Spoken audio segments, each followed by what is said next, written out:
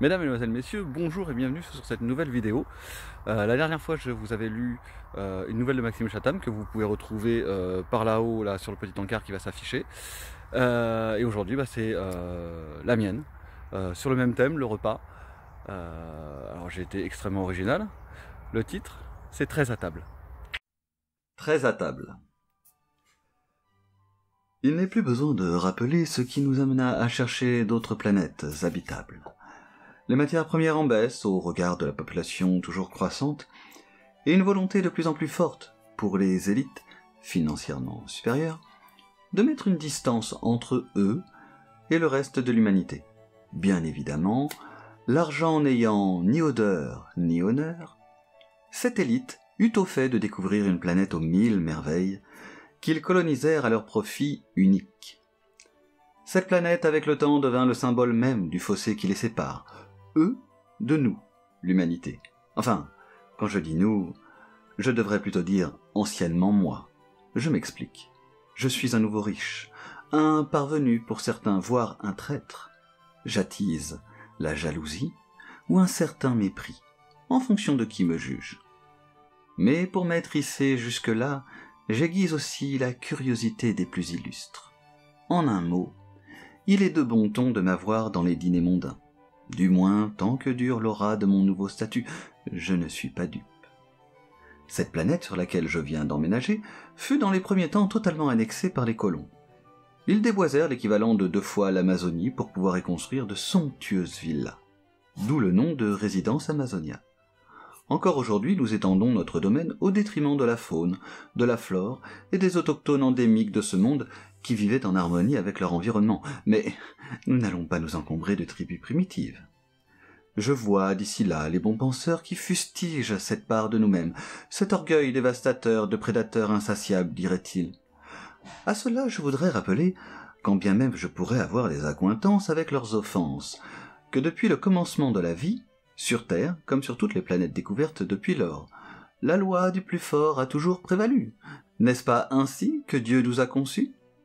Et si vous n'êtes toujours pas convaincus, puis-je vous suggérer d'appréhender cela par le prisme de notre intelligence?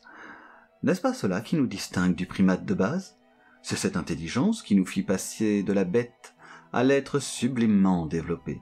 C'est elle qui amena à la vaccination, au nucléaire, à la conquête spatiale, à la musique, aux extrapolations, aux religions, et j'en passe. C'est cette intelligence qui, dans certaines circonstances, nous permet de nous prémunir des dangers.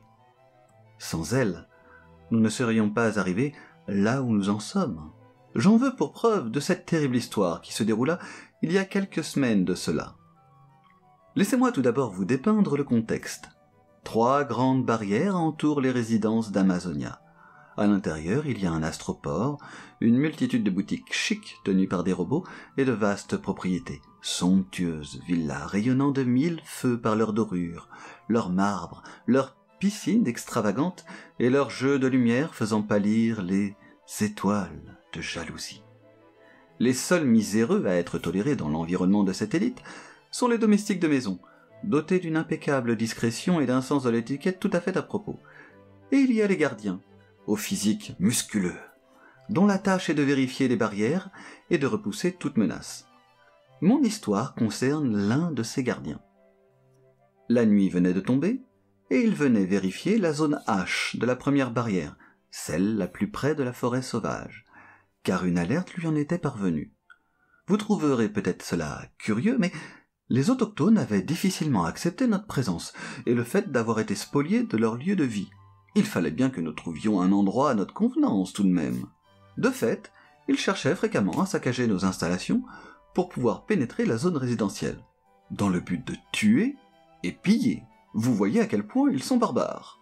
Enfin bon, c'est pourquoi les gardiens avaient une place de faveur parmi les miséreux. Donc, notre gardien, du nom de Pierrick, roulait entre la première et la deuxième barrière en direction de la zone H. Il arrêta son véhicule et, s'équipant de son armure bionique ainsi que de son droïde de maintenance, s'avança vers le lieu de l'alerte. Un trou béant éventrait la première barrière et de larges empreintes de griffes labouraient le sol là où la bête avait pris appui pour s'attaquer à la barrière. Les autochtones avaient depuis longtemps su apprivoiser certaines bêtes sauvages, dont le pachysaure, un subtil mélange entre l'éléphant et un tigre à dents de sabre. Ne voyant aucun signe de la bête, notre Pierrick avança prudemment par le trou béant vers la lisière de la forêt dense et inquiétante. Sa lampe torche balaya l'obscurité. Un silence anormal régnait là. Soudain, la lumière de sa lampe accrocha les yeux sombres qui le scrutaient depuis le début. Le pachysaure, surmonté de 2 autochtones armés d'un arc et d'une lance, bondit de sa cachette et fonça vers Pierrick. Il eut juste le temps de s'envelopper d'un bouclier protecteur avant de recevoir un puissant coup de griffe qui le propulsa par le trou béant vers la seconde barrière sur laquelle il s'écrasa. Son bouclier avait résisté au choc violent, mais quelques crépitements le parcouraient, montrant par là qu'il avait été affaibli par le choc. Se redressant prestement, oui, les gardiens sont de robustes gaillards, Pierrick laissa son droïde, qui s'était interposé, se faire démantibuler et se précipita vers le sas qui menait de la 2e à la 3e barrière. Mais avant de pouvoir atteindre celui-ci, le pachysaure lui sauta dessus. Son bouclier tint bon, mais il crépitait affreusement. Étant dans l'incapacité de se dégager, notre gardien, dévoué corps et âme à sa juste cause, dans un esprit d'abnégation totale, prit le parti de risquer sa vie pour protéger la nôtre. Je vous avoue que, pendant que je repense à ce moment, mon cœur se serre devant tant de courage. Enfin bon, nous n'allons pas pleurer non plus. Donc, il ordonna à son véhicule de tirer ses 2 missiles à l'endroit où il se tenait. Le pachysaure griffait son bouclier. Les 2 autochtones le frappaient de leurs armes. Son bouclier allait céder, quand soudain le véhicule de Pierrick cracha ses 2 missiles et qu'une explosion embrasa la zone. Il est tout à fait inconcevable que ces êtres primitifs aient eu l'intelligence stratégique de sacrifier 2 des leurs dans une action kamikaze, dont le seul but aurait été de créer cet acte désespéré de la part de notre gardien.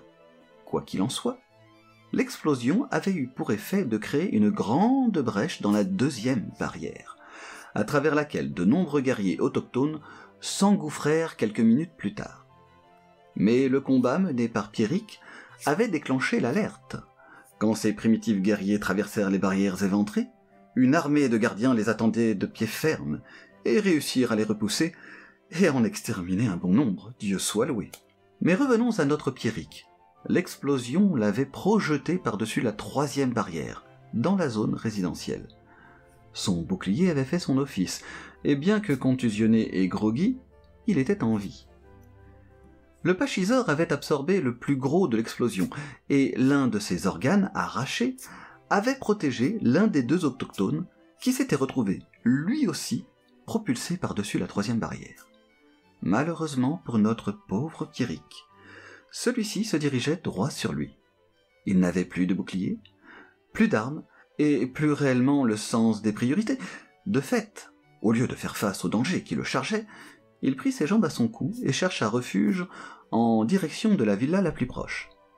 Étaient-ce les plus de 2 mètres d'envergure du guerrier qui lui courait après, ou bien les lames tranchantes qu'il tenait fermement dans ses mains qui le firent déguerpir de la sorte? Quoi qu'il en soit, le gardien fuyait. Il parvint à le distancer et arriva aux grandes grilles d'une belle demeure où, exténué, il fit résonner le carillon. Je faisais partie des convives que la duchesse avait conviés à ce dîner ce soir-là, et j'assistais à l'arrivée du majordome qui, quelque peu gêné, informa la duchesse de la pénible requête du gardien. Elle nous pria de l'excuser et suivit son majordome. J'appris par la suite que très dignement, elle avait teint à peu près ce langage. « Bonjour, vaillant gardien. Je vous suis gré de l'attachement que vous portez à notre sécurité. Soyez 1000 fois remerciés pour cela, mais je ne puis vous offrir mon assistance. Bonne chance !» Puis elle s'en retourna dans la salle de réception, laissant le pauvre Pierrick, abasourdi, se faire décapiter par l'autochtone. Triste tragédie.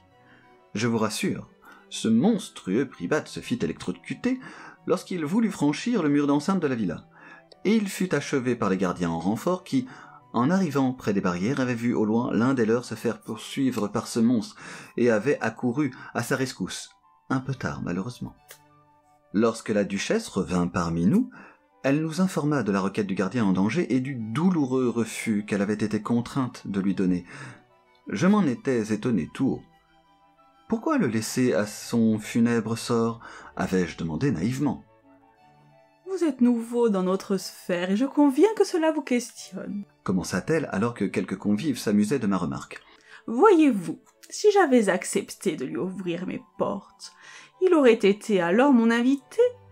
Et en ce sens, j'aurais dû le traiter comme tel. Il n'aurait pu en être autrement. L'étiquette, mon cher, l'étiquette. Nous ne sommes pas des sauvages. Mais alors, il aurait fallu lui faire une place à notre table. Ce qui, je le déplore, aurait tout à fait été impossible en la circonstance. » Alors que tous ceux présents acquiesçaient, j'osais une nouvelle question. Veuillez excuser mon ignorance, mais pourquoi cela ? Et sa réponse va mettre en exergue ce que je tente de vous démontrer, que c'est grâce à notre intelligence, à cette intelligence que nous sommes ce que nous sommes. « Mais voyons, c'est évident, » me répondit-elle en me montrant le grand tableau au fond de la salle qui représentait la scène de Léonard de Vinci. « Nous aurions été très à table. »